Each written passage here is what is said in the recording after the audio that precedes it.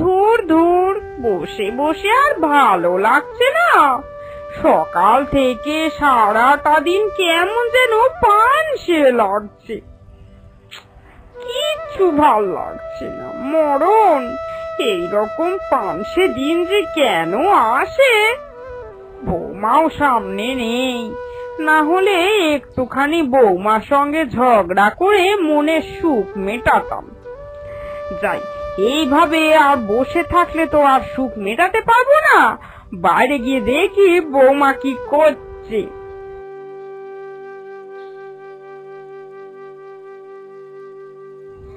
এই যে বৌমা, এখানে কি করছো শুনি? হাত পা ছড়িয়ে পাড়ায় চারটে বউয়ের সঙ্গে বসে বসে গল্প করছি, দেখতে পাচ্ছেন না? মরণ, সোজা কথা সোজা উত্তর দিতে পারো না কেন? এভাবে টেরা বেঁকা করে উত্তর কিসের জন্য দিচ্ছ? কোন পাকা ধানে মই আমি তোমার দিয়েছি? আপনি যেমন প্রশ্ন করছেন তেমনই উত্তর দিচ্ছি। দেখতে পাচ্ছেন যে উঠোনে ঝাঁট দিচ্ছি, অথচ এসে জিজ্ঞাসা করছেন কি করছি। আপনারও তো চোখে নেবা হয়েছে। শাশুড়ি হই তোমার, ভুলে যেও না। একটুখানি সম্মান করে কথা বলো, বুঝলে? কিছুই তো বাপের বাড়ি থেকে শিখে আসোনি। ঠিকই বলেছেন, বাপের বাড়ি থেকে তো কিছুই শিখে আসেনি, কিন্তু এই যে আপনাকে অসম্মান করার শিক্ষা, এটা আবার বাপের বাড়ি থেকে নয়, এই শ্বশুর বাড়ি থেকে পেয়েছি, বুঝেছেন তো? তোমার সঙ্গে কথা বলাই বেকার। যে জন্য বলছিলাম, উঠোনটা পরিষ্কার করছো যখন একটু ভালো করে গতরটা নাড়িয়ে পরিষ্কার করো। এমন ভাবে ঝাঁপ দিচ্ছ, নোংরাগুলো তো বেরোচ্ছেই না, নোংরা নোংরার জায়গাতেই বসে আছে। তুমি শুধু ওই লোক দেখানি একটুখানি ঝাঁটাটা নাড়ছো।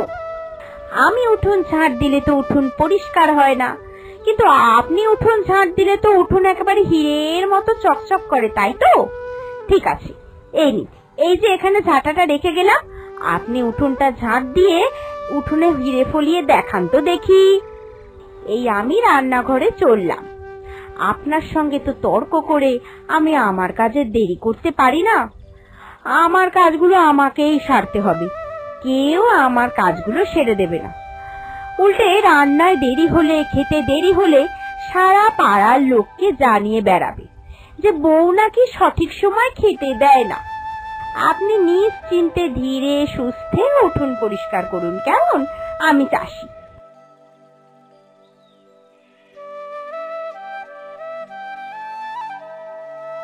মরণ, ঝগড়া করে ঠিক শান্তি হলো না। ঝগড়াতে তো সেই আমি হেরে গেলাম। তো ভালো লাগে না ছাই। কি রে অনু, তোকে তো আর দেখতেই পাওয়া যায় না। কি করিস সারাদিন ওই ঘরের মধ্যে? আর কি করি, সংসারের কাজ করতে করতে সারাটা দিন চলে যায়। কি করে আর একটু আড্ডা মারবো বল তোদের সঙ্গে? চুপ কর তো, ইচ্ছা থাকলে সব হয়।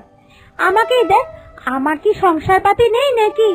তাও তো নিজের জন্য একটা ঘন্টা সারাদিনে আমি বাঁচিয়ে রাখি। নিজের জন্য যদি একটু সময় না বাঁচাই তাহলে কি করে চলবে বলতো? একবারে দম বন্ধ হয়ে মরে যাবে। মাঝে মাঝে তো ভাবি যে তুই কি করে থাকিস। নিজের জন্য সময় তখনই বার করা যায় যখন বাড়ির সব কটা লোক একটু ভালো হয়, বুঝেছিস তো? আমার মতো যদি এক পিস ওই হাড় জ্বালানে শাশুড়ি তোর ঘাড়ে চাপতো, তাহলে দেখতাম কি করে সময় বার করতে পারিস। হ্যাঁ, এটা কিন্তু ঠিক বলেছিস। তোর শাশুড়ি যা জাঁদরেল শাশুড়ি, বাবারে বাবা, ভয় তো আমি ওই বাড়ি যেতেই পারি না। যাকে যাক, ছাড় তো। শোন, যেটা বলছিলাম, আজকে আমরা সমস্ত বন্ধু বান্ধবরা ঠিক করেছি যে বিকালে একটা সিনেমা দেখতে যাব। তুই যাবি তো? বিকালে সিনেমা? যেতে তো খুব ইচ্ছা করছে রে, কিন্তু শাশুড়িকে মুড়ি মেখে দিতে হয়, চা করে দিতে হয়, কি করে যাব বল দেখি? এমনিও তোর বদনাম করে, অমনিও করে, তার থেকে বরং তোর শাশুড়ির জন্য না করেই বদনাম শুনবি। এতে আর দোষের কিছু হবে না। তুই একটা দিন ম্যানেজ কর প্লিজ। ঠিক আছে ঠিক আছে, এটা তুই ঠিক কথাই বলেছিস। করলেও মুখ শুনবো, না করলেও মুখ শুনবো।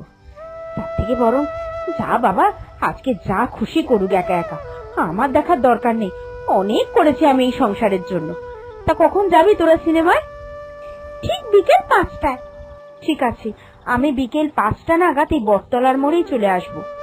তোরা যদি আবার আমায় ডাকতে ওই আমার বাড়ি যাস, শাশুড়ি তখন ঝগড়া অশান্তি করে বেরোনোর সময় মুডটাই নষ্ট করে দেবে। আমি খারাপ মুড নিয়ে ঘুরতে যেতে চাইছি না। তাহলে কিন্তু বিকালে 5টার সময় এখানেই দেখা হচ্ছে। একদম, আমিও যাই, বাড়ি যাই, বুঝলি? মা, আজকে আমার বান্ধবীদের সঙ্গে সিনেমা দেখার একটা প্ল্যান হয়েছে। আমি কিন্তু বিকালে বাড়ি থাকবো না। জলখাবার, চা যেটা খাওয়ার আপনি নিজে করে খেয়ে নেবেন। কি? আমাকে তো একবারও জানাওনি যে তুমি বিকালবেলা বেরোবে? আমি অনুমতি দিয়েছি তোমায় বেরোনোর, তাহলে তুমি সাহস পাচ্ছ কি করে? আপনার কাছে তো আমি অনুমতি চাইনি, আপনাকে শুধু জানালাম আমি বেরোচ্ছি। অনুমতির জন্য আমি কিন্তু অপেক্ষা করব না। জীবনটা আমার, তাই এই জীবনটা আমি কিভাবে ভোগ করব সেটা আপনার মতো মানুষের কথায় চালাবো না, ঠিক আছে? কপাল কপাল কপালে মনে হয় একসঙ্গে রাহু কেতু লেগেছিল আমার, সেই জন্যই তোমাকে পছন্দ করে আমি নিয়ে এসেছিলাম এই বাড়িতে। কপাল চাপড়ে আর লাভ নেই, যেটা হবার সেটা হয়ে গেছে। এরপর বিকাল হতেই তার বান্ধবীদের সঙ্গে অনু বেরিয়ে পড়ল সিনেমা দেখতে। এইভাবে চলছিল তাদের দিনকাল। শাশুড়ি বৌমার মধ্যে তো কোনো দিন পড়তো না। একজন যদি বুনো ওল হয়, তাহলে অপরজন হতো বাঘা তেঁতুল। একদিন তাদের বাড়িতে কাদু, এই কাদু, কি রে, কোথায়? কতদিন পর এসেছি রে, একবার বাইরে বেরিয়ে দেখ। ও মা লীলাবতী যে, পথ ভুল করে এলি বুঝি? এতদিন হয়ে গেল তোর কোনো খবরও পাইনি। কেমন আছিস না আছিস একটা চিঠি লিখে জানাতে তো পারতিস। হ্যাঁ রে হ্যাঁ, পথ ভুলেই তোর বাড়িতে এসেছি। তাও তো পথ ভুলে আসতে পারলাম, তুই তো সে পথ ভুলে আমার বাড়িতে গেলি না। কি করে যাই বল, ওই হাড়ে বজ্জাত বৌমাকে সামলাতে সামলাতে আমি একেবারে হিমশিম খাচ্ছি। কোনো আত্মীয় স্বজন কুটুম কারোর বাড়ি যেতে পারি না। যাকে অনেক দূর থেকে এসছিস, বাইরে দাঁড়িয়ে কথা বলার কোনো দরকার নেই। ঘরে আয়, তাহলেই বুঝবি কি জ্বালায় চলছি আমি। অনেক দূর থেকে এসেছেন মাসিমা আপনি, এই নিন সামান্য মিষ্টি আর জল খাবার। সবটা খাবেন কিন্তু। আমি তো তাও ভালো সাজার জন্য হলেও করছি, কিন্তু আপনি তো দেখুন লোক এসেছে জেনেও গ্যাঁট হয়ে বসে রয়েছেন, কিচ্ছু করছেন না। তাহলে আসল ভালোটা কে বলুন তো? না মানে তুমি করছিলে এটা আমি ভেবেই রেখেছিলাম, সেই জন্যই। আর থাক থাক মা থাক, কি ভেবেছিলেন, ভাবনায় কি ছিল সেগুলো আর ভাবতে হবে না, বুঝেছেন? দেখছিস তো, দেখ বৌমাকে এইমাত্র মিষ্টি বলছিলিস না? দেখ তুই, আমি তোকে মিছে কথা বলছিলাম? সব সময় এইরকম মুখে মুখে তর্ক করে আমার সঙ্গে। তর্ক করি? তাও আবার আমি? হাসালেন মা, হাসালেন। আপনি যে কথাগুলো বলেন তার পরিপ্রেক্ষিতে আমি শুধু উত্তরটা দিই। উত্তর যদি না দিতাম তাহলে কার এতদিন এই সংসারে টিকতাম বলুন তো? কবেই আপনি পিষে মেরে ফেলতেন। বাবারে, এদের শাশুড়ি বৌমার মধ্যে আমি যদি আর বেশিক্ষণ থাকি তাহলে আমি পিষে মরে যাব। মানে এখন এখান থেকে কেটে পড়লে বাঁচি।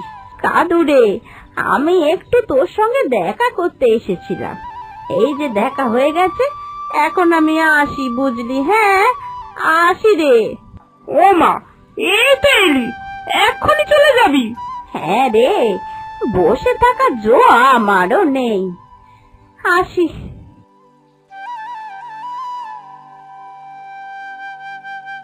মাসিমা যখন চলে গেছে তাহলে আর আমারও এখানে থেকে কোনো দরকার নেই। কথায় কথা বাড়বে, আমি আবার আমার মুখ এখন নষ্ট করতে চাইছি না, আমিও বরং আসি। বড্ড বার বেড়েছে এই বৌমার। আজকে আসুক খোকা, খুব ডানা ঝাপটে উড়ছে তো, ডানা কেটে একেবারে মুখ থুপ রেখে আমি মাটিতে ফেলে দেবো তোমায়। হ্যাঁ, জানিস খোকা, তোর বউ সারাদিন আমার সঙ্গে যা নয় তাই ব্যবহার করে, সংসারে অশান্তি হবার ভয় আমি এতদিন তোকে কিচ্ছুটি বলিনি, কিন্তু আজ আজ সে সব সহ্যের সীমা ছাড়িয়ে গেছে। শুধু কি আমি সব সহ্যের সীমা ছাড়িয়েছি, আপনি ছাড়াননি? ওই দেখ দেখ, দেখেছিস? যেই দেখেছে মা ছেলে একটু কথা কইছি, অমনি অমনি ফোড়ন কাটতে চলে এলো। আপনারা কথা বলছিলেন না, আপনি আপনার ছেলের কাছে বিষ ঢালছিলেন। তাই বিষটা যাতে অমৃতে পরিণত হয় সেই জন্যই আমাকে এখানে আসতে হলো। ওফ, বাড়িতে ঢুকলাম তো শুধু খ্যাচ খ্যাচ আর খ্যাচ খ্যাচ, ভালো লাগে না আর ছাই। এই শোনো, তোমরা শাশুড়ি বৌমা মিলে যা ইচ্ছা তাই করো, আমাকে এর মধ্যে জড়াবে না একদম।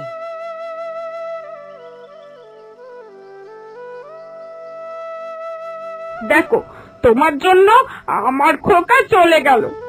সবে মাত্র ছেলেটা এসেছিল, 2 মিনিটও টিকতে পারলো না। আপনার নিজের ছেলেই আপনার সামনে 2 মিনিট টিকতে পারলাম না, আমি তো পরের ঘরের মেয়ে।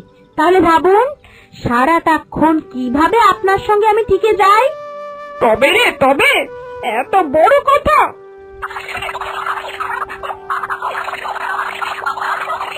এই বাড়ির শাশুড়ি বৌমার দ্বন্দ্ব তো কোনোদিন শেষ হবার নয়, তাই এইভাবে দ্বন্দ্ব নিয়েই চলতে থাকলো এই সংসার।